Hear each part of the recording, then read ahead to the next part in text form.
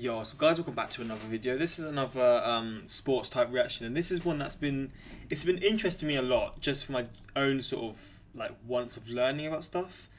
I don't know if this has been suggested a lot or what, but it's to do with college sports in the US, and it's to do because I know like college sports. I've known this for a long time, but I'm really like properly like understanding now like just how much money they make and how important they are in the US, and it's to do with like how much athletes are played at the end of the day. But the title is NCAA sports bring in $1 billion a year, which is insane. And obviously the sub bit is, why aren't the athletes paid? I've sort of seen in a previous video that I sort of asked the question. It's to do with like because they're paid in like scholarships and all this type of stuff, and that makes sense. But $1 billion a year, I do find it kind of strange that they aren't able to earn money. Again, maybe there's a way they can make money now through like ads, advertisements, etc. But I don't know, it's something I have always found quite interesting. But we're gonna learn in this video properly like why that is the case, and I don't know, I know I'm gonna enjoy this one because I do find these ones just interesting. It's not actually to do with the sport in a sense, it's just to sort of learn about the ins and outs of certain things. I also want to do a video in future that sort of touches upon like how college playoffs work, or how the college leagues work in all sort of US sports. But maybe that's one for the future if you want me to see that, and suggest a video down in the comments if you do. But let's get into this one. Let's check this one out. Quick shout out to my Instagram and my Twitter, links in the description for those who want to follow me on those socials. But let's get into this one. Let's check this one out and see what they have to say, man. In the 2016-2017 school year, NCAA revenue reached $1 billion. Many people have argued that the players who drive this revenue don't receive the true value that they bring to their schools. There is nothing inherently wrong with a sporting tournament making huge amounts of money, but there is something slightly troubling about a billion-dollar sports enterprise where the athletes Why is he so quiet? are not paid a penny. John has a point. So why is it that student athletes aren't paid?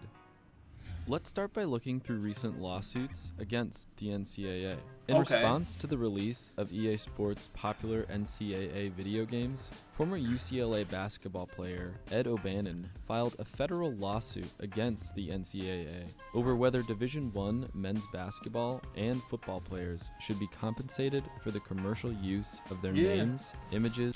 That's true. That's actually a really good point, because they're being used in the game to sort of promote it in a sense. You would expect some sort of payments in return. And likenesses. After appeals, the final outcome was that even though the NCAA's amateurism rules are unlawful, the fact that it lets colleges compensate student athletes with the cost of college attendance, the NCAA frees itself from antitrust violations. And in March 2019, there was a slight change to that ruling. In the U.S. District Court, Judge Claudia Wilkin ruled to allow each conference and its member schools to provide additional education-related benefits without NCAA caps and prohibitions. Her ruling tethers payment to education. So instead of cash, student athletes will be allowed to receive computers or scholarships for postgraduate degrees. In each trial, the NCAA has argued that amateurism keeps it from becoming an anti-competitive trust. So, what is amateurism?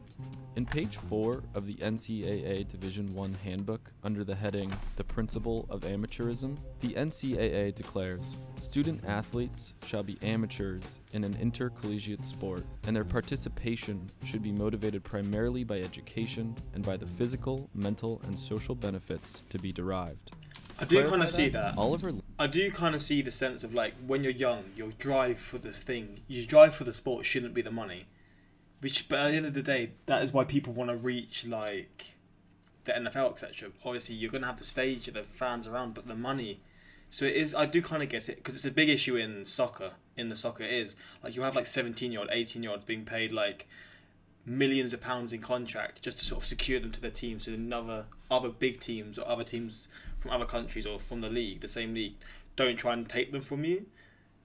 And it is definitely a big issue. So I do see both sides of it, but when you see the money that they pull, I feel like it makes sense to just give them some kind of revenue. But again, maybe not. I don't know. It's one of those sticky situations for sure, man. Luck, the NCAA's former executive vice president of regulatory affairs, said in a speech in 2015, it would be a bad mistake to create campus employer-employee relationships with student athletes. Paying college athletes would distract in a very significant way from pursuing what they really need to pursue, an education. And we need to emphasize the value of that education. But let's think about that for a second. Are student athletes able to receive the full value of that education?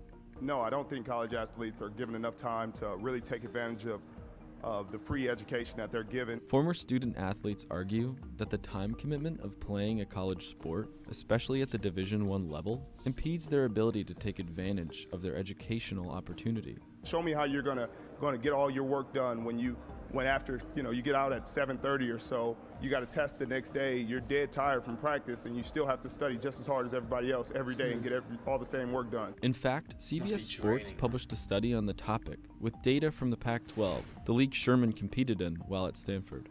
The study surveyed 409 Pac-12 student athletes and found 54% of athletes say they don't have enough time to study for tests. 80% of athletes say they have missed a class for competition during the academic year. And overall, athletes spend 50 hours a week on athletics. And while student athletes feel they have the resources at their disposal to succeed academically, they don't have the time to do so.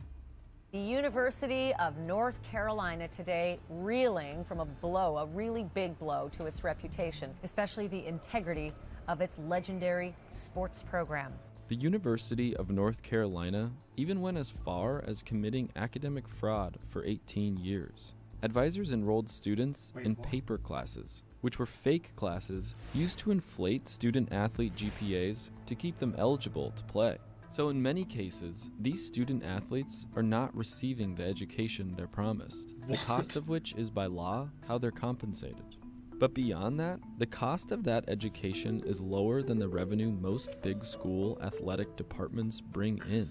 In 2014, the 10 schools that made the most money in college sports averaged revenue that was $132.5 million more than the average those schools spent on scholarships. So you get a free ride at school, but you deserve so much more than that. The NCAA has been allowed to be the flaming hypocrites that they are, getting away with the multitude of things that they have gotten away with in an effort to exploit these kids for years and years and years. It's time to now pay players. In her latest ruling, Judge Wilkin denied a free market scholarship model, and the idea of paying student athletes raises a lot of questions.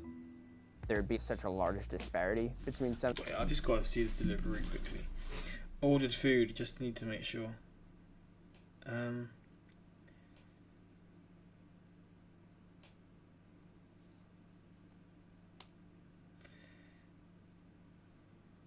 Nearby.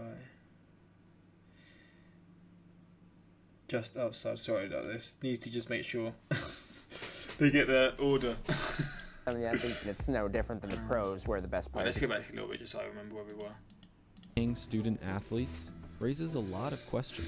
I'm interested in seeing this, how much There'd they've be such a large earned. disparity between some of the athletes, and it's no different than the pros, where the best players are getting paid and role players are not. Even when you trickle down to other sports that are not making as much money or generating as much attention as football or basketball. We have 36 sports, many of the sports you've just mentioned, that we would have to kind of concentrate to a small number in order to pay student athletes. There'd be less incentive to go to class because they would essentially have a job already if they were earning their true value to the schools. Despite these arguments, some writers have devised plans to pay athletes the value they add to their school.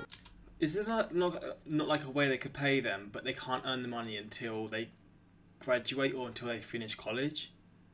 If that makes sense? I don't know if that's a way they're trying to get around it, but that seems like the smartest way to do it. Deadspin published, so what is the best plan for paying players? No plan at all, arguing to treat them like any other employee, and that the free market is the best solution, similar to the proposal in Judge Wilkin's court. SB Nation suggests the NCAA adopts the Olympic model of amateurism, in which the athletes are free to gain endorsement deals and sell autographs. And LZ Granderson has called for government intervention. It is way more complicated than just handing out checks as well. And so I think Congress actually needs to get involved a lot more than what's happening right now. This issue is far from decided and likely won't be anytime soon. Let us know what you think in the comments. Interesting Do you one, believe college honestly. athletes deserve to be paid? If you do, What model do you think? I enjoy this a lot. Again, this isn't going to be for everyone, but I do just enjoy these kinds of topics. Eric Cartman, how to avoid paying your student athletes. Colleges don't care about you. They want to rack the money off you as long as possible, selling degrees that get you nowhere in life, expensive dorms, and other ways to make you pay to work for them. Doesn't make sense. Because how else are you going to pay coaches multi-million dollars every year? Their excuses on why they aren't paying is ridiculous. I don't get how like education can be turned into like a sort of way to profit.